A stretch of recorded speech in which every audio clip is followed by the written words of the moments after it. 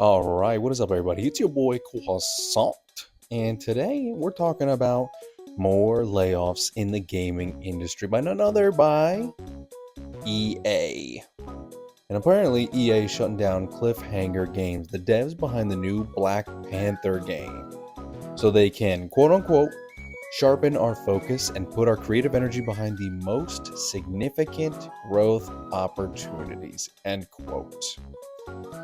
And that was by EA Entertainment President Laura Miele. I don't know how to pronounce her last name. Laura.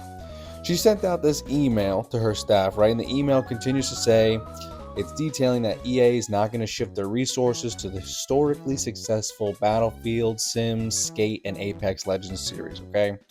Now, Laura has also stated that an Iron Man game is still in the works, as is the third entry in Respawn's Star Wars Jedi series and BioWare's next entry in Mass Effect. Yeah, maybe don't mention the Iron Man game right now. I mean, like people will immediately write that game off mentally.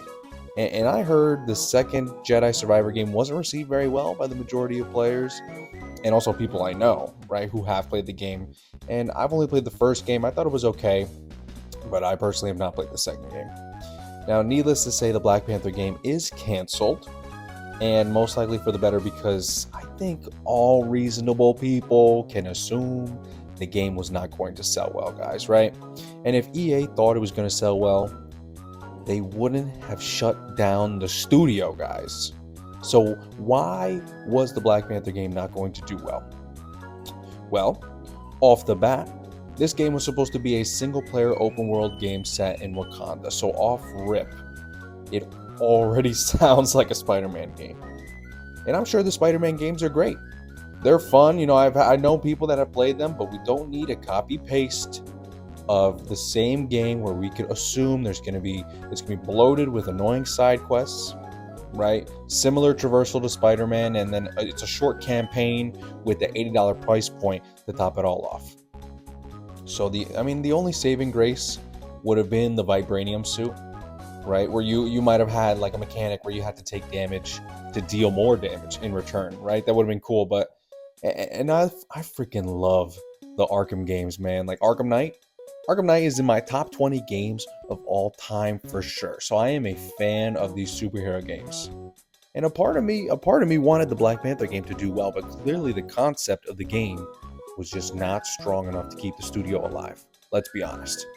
Now, this is EA's third round of layoffs in the last year.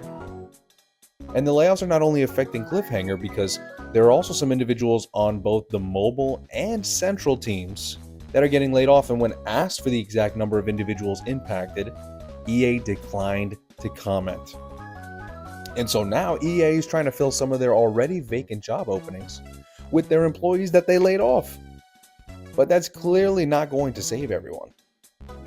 And then, right, second order effect, that's making it harder for somebody who's trying to get a job at EA for the first time. Right, for example, right, there's so many, there's second and third order effects going on here, guys. Because at the end of the day, I don't know, it's crazy, because at the end of the day, a bag is a bag. I get it.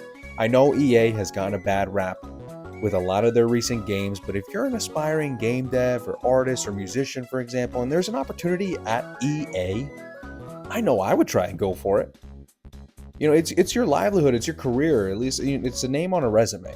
Maybe it's not the rest of your career at EA, but at least it's a stepping point for somebody trying to get into the industry. So I get that.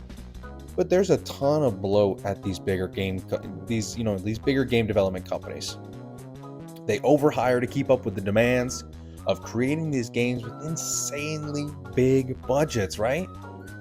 And we don't know what the budget for the Black Panther game was, but we can assume it wasn't going to be cheap. It wasn't going to be on the lower end, produced by EA. And in this game, in this case, right, like when a game like Black Panther goes under, that massive wave of employees you hired has nowhere to go. And in Cliffhanger's case, they were founded by EA in 2023, right?